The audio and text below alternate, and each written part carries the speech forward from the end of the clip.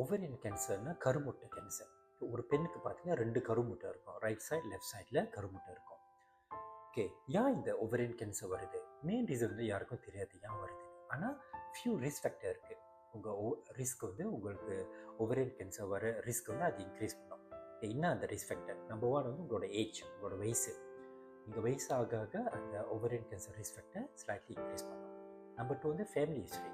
Like close family, உங்கள் அம்மா, அக்கா, ஆண்டி, கிராண்ட் மதர், அந்தமாரிலாம் யாருக்காக ஒரு அந்த ஓவரியன் கேன்சர் இருந்துச்சுன்னா உங்களோட ரிஸ்க் அந்த ஓவரியன் கேன்சர் வரதுக்கு வந்து ஸ்லைட்லி இன்க்ரீஸ். தேர்ட் திங் வந்து ஜெனட்டிக் ஃபேக்டர். ஜெனட்டிக் ஃபேக்டர்னால் நீங்கள் வந்து ஒரு BRCA ஜீன் கேரியராக இருந்தீங்கன்னா உங்களோட ரிஸ்க் அந்த ஓவரியன் கேன்சர் வரதுக்கு வந்து ஸ்லைட்லி இன்க்ரீஸ். இது வந்து நீங்கள் அந்த ஸ்க்ரீனிங் பண்ணால் தான் தெரியும், பிளட் ஸ்க்ரீனிங் பண்ணால் தான் தெரியும். நெக்ஸ்ட் வந்து எண்டோமெட்ரியோசிஸ். நிறைய பெண்ணுக்கு வந்து அவங்களுக்கு எண்டோமெட்ரியோசிஸ் இருக்குன்னு தெரியாது, ஏன்னா அதை டயக்னோஸ் பண்ண கொஞ்சம் கஷ்டம்.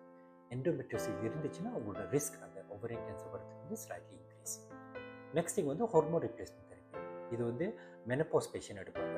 அவங்களுக்கு பீரியட் ஸ்டாப் பண்ணிட்டோம்னா 50 வயசு மேலே ஸ்டாப் பண்ணிட்டோம்னா hormone replacement some of time தேவைப்படும்.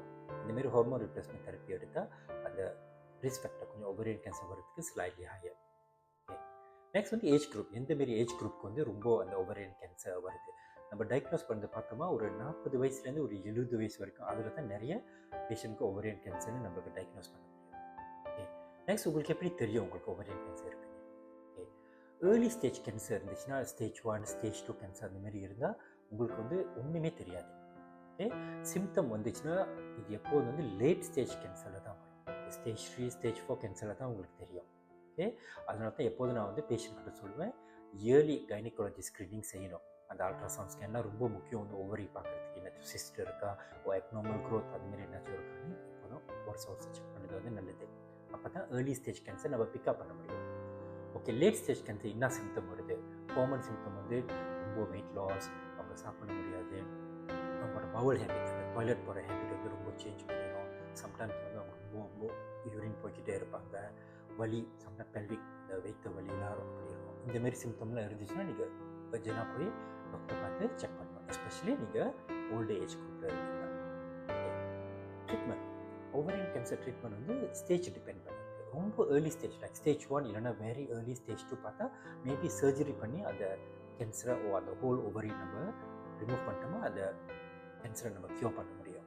ஓகே, சம்டைம்ஸ் வந்து அது கேன்சர் கொஞ்சம் ஸ்ப்ரெட் பண்ணியிருந்துச்சுன்னா ஏர்லி ஸ்டேஜில் கூட அவங்களுக்கு கீமோதெரப்பி இல்லைன்னா ரேடியோ தெரப்பி தேவைப்படும். லேட் ஸ்டேஜ் கேன்சர் வந்து கொஞ்சம் கஷ்டம். அது வந்து சம் பேஷண்ட்க்கு நம்ம கொஞ்சம் சர்ஜரி செய்ய முடியும். Try to buy more time. Sometimes surgery கூட பண்ண முடியும். ரொம்ப அட்வான்ஸாக ஸ்ப்ரெட் பண்ணிருந்துச்சுன்னா லாங் ஸ்ப்ரெட், போன் ஸ்ப்ரெட் அந்த மாதிரிலாம் இருந்தால் சம்டைம்ஸ் சர்ஜரி கூட ரொம்ப கஷ்டம். அவங்களுக்கு கீமோதெரப்பி இல்லைன்னா ரேடியோ தெரப்பி தான் தேவைப்படுது. அந்த ஜஸ்ட் பை டைம். ஓகே, ஸ்டாட்டிஸ்டிக்னு பார்த்தோமா, மலேசியாவில் பார்த்தோமா ஓவரியன் கேன்சர் வந்து 5th common cancer, 5th common cancer இந்த மலேசியாவில் over the last probably close to 15-20 years அப்படி இந்த ஸ்டாட்டிஸ்டிக். எவ்வளோ பேருக்கு இந்தமாரி கேன்சர் வர முடியும்? மலேசியாவோட ஸ்டாட்டிஸ்டிக் பார்த்தோமா ஒரு 160 ஆள் 160 பீப்புளில் இருந்தால் ஒரு ஆளுக்கு அந்த கேன்சர் வர சான்ஸ் இருக்குது. இது தான் நம்ம மலேசியன் ஸ்டாட்டிஸ்டிக். ஓகே, நான் most important thing okay is screening. அதுதான் முக்கியம். ஓவரியன் கேன்சர் வந்து நாட் ஈஸி டு ஸ்க்ரீன். இது வந்து cervical கேன்சர் மாரி இல்லை, கொஞ்சம் ஈஸியாக இருக்கும் ஸ்க்ரீன் பண்ண.